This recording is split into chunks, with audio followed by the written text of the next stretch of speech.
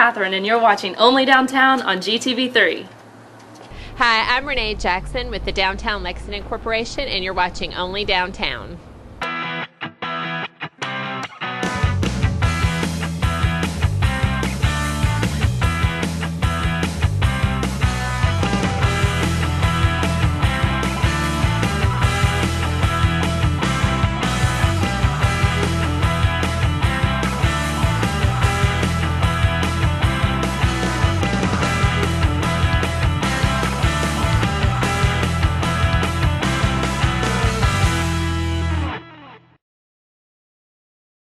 Welcome back to Only Downtown. I'm Renee Jackson, and we're here at Natasha's today with Tom Martin. He's the editor of Business Lexington, and he is a founding member and vice president of the Lexington Area Music Alliance, known as LAMA. Welcome, Tom. Thanks, Renee. Glad to be here. Well, tell us what LAMA is and how it came into creation. Well, LAMA is an outgrowth of the Downtown Entertainment Development Task Force. We, and by we I mean a number of us who are interested in music and music production in Lexington, felt that we needed something to sustain the discussion that had gone on. So the Lexington Area Music Alliance is open to membership among everybody in the community that has some stake in the performance or the production of music locally.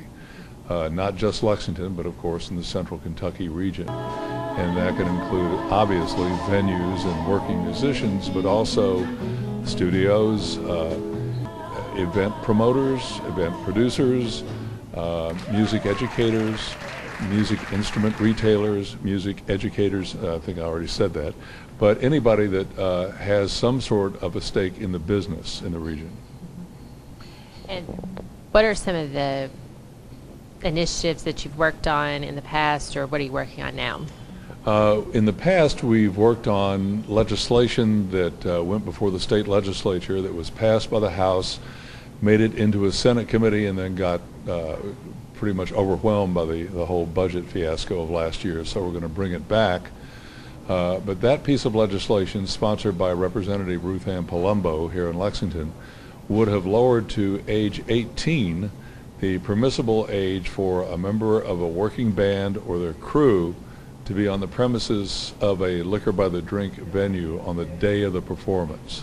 And the reason for that was we found that many younger bands, of course, have under 21-year-old working musicians among them, and they were being kept from playing in the venues. And these individuals are braceleted. They're not served alcohol whatsoever. But if we're going to grow music segment of our economy here, we have to start at a fairly early age. The other initiative, which is coming to fruition pretty soon, was to work with the Urban County Council's task force on the city's 20-year-old noise ordinance to revise it and rewrite it, and to this time around take into account the performance of live music. We're a community that is in the midst of a struggle that many communities our size are encountering, in that we're trying to contain our growth to within the urban area. That means more density. That means more things happening in close proximity to the other, including music, and consequently people living nearby or working nearby. And so what we're trying to do is find a way to strike a balance between the two. It's extremely difficult. We've looked at how this issue has been addressed by many other communities across the country, and nobody has found the perfect solution yet. So it's a work in progress. Right, and a lot of things came out of that original task force, just issues with where do people park to unload their instruments, and just there's a long list of issues that could make us be a lot more friendly to the music community. And I think it's very important when you do want to have live music venues to have those permits or processes in place, so that you're not left at the last minute learning how to do something and making somebody angry that may never come back and play again. So I just think there's a lot of issues like that that can be worked on. And I know you have some exciting things on the horizon as well. We do. We have a lot of initiatives underway. They range from a series that we hope to begin very soon, probably right here at Natasha's, that will involve seminars. For example, we might have a working touring band come in, sit down on the stage here, and talk about the business of a working band. I think a lot of people don't realize that a working band, and by that I mean people who make their living at this, is a business, and it involves every moving part you'll find in any typical small business. And so we want to educate people about those issues and hear how bands have managed to do the art on the one hand, performance on another hand, and also run a business on the third hand. It's all of that and more. It's also managing equipment, actually the business of getting from one place to another, which is daunting all by itself. So there's a lot to be learned there. We also hope to hold seminars on issues like the ones you've been talking about the possibility of making it more convenient for bands to load in and load out, and hopefully in ways that are not intrusive or obstructive. We're looking into the all ages issue in Lexington, trying to find a way to make that work. Again, a very tricky issue because you have square footage to be concerned with. That costs money.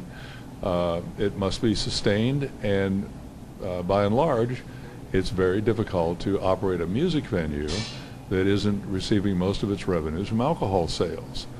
You can't really make a go of it selling soft drinks. So we're trying to figure out how do we make that happen. There is a model in our deep past from back in the 60s, late 60s and early 70s. It was a place called Carnaby Street that was up near McGee's Bakery. And since Carnaby came and went, I don't think we really had much like it in Lexington.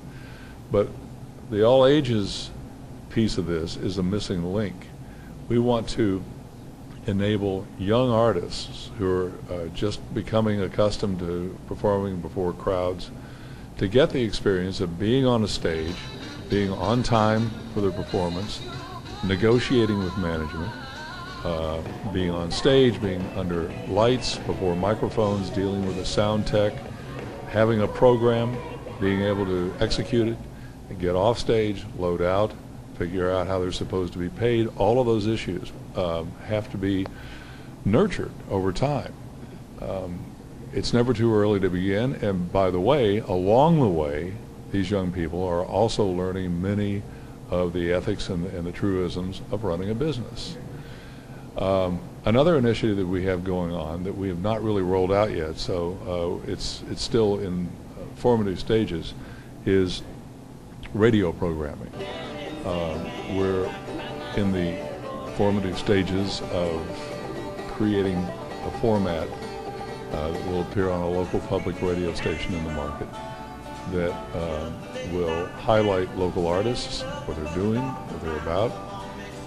It'll take the form of a short segment in the weekend edition on public radio, and then quarterly hour-long programs that will be talking about our local talent. Great. Well, for people watching that may want to get involved with LAMA, how would they find out more information or get in contact with some of the members? Quickest way is to go to lexmusic.org, O-R-G, online. That's our website, and register, log in, and you will become eligible for our email blast. You'll find out about our meetings. Our next one is July the 13th at Trust, which is not open yet, but it's an exciting new venue coming to Main Street in downtown Lexington, and they are offering to become our host location for our meetings going into the future. Great. That'll be 5:30 in the afternoon on the 13th. Okay. And anybody is welcome to attend the meeting? Yes, anybody, again, that has a stake in the music economy of Central Kentucky. Well, thank you, Tom, for spending time with us today and for also addressing this issue that's obviously a gap in our city. So thanks a lot for being here. Well, thanks for having me, Renee. I appreciate it. For more information about downtown Lexington or anything that you've seen on this segment, you can go to our website at downtownlex.com or call our office at 425-2590. You're watching GTV3. Boom!